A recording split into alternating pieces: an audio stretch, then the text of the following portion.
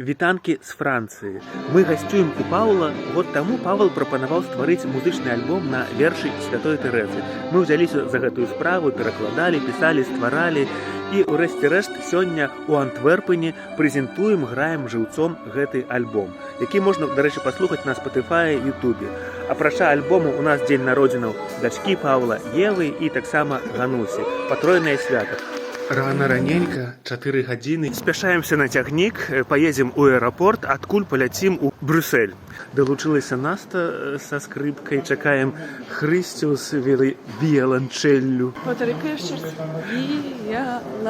Взялі білеты на сябе, вядома, і таксама адзін білет на віяланчэль і адзін білет на домру і скрыпку, каб паставіць іх на одно месца. Але нам сказалі, што одно месца, адзін інструмент, і давялося экстрана дакупліваць багажнае месца. Забралі мою домру. Прилетели шчасліва ў Брюссель, і цяпер я чакаю сваю домру, як яна там у багажы.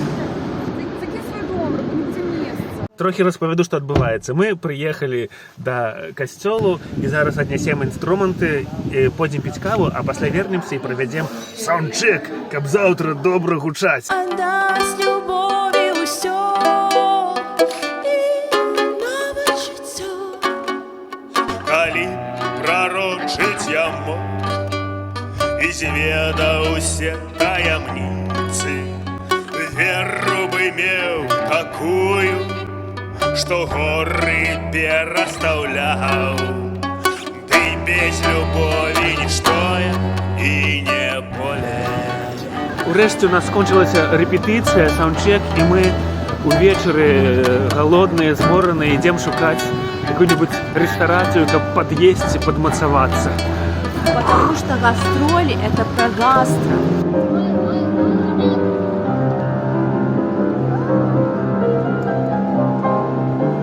Такім чынам, учора мы урэшце адыгралі канцэрт, праграму на вершы святой Тэрэзы «Ружа без пялёсткаў».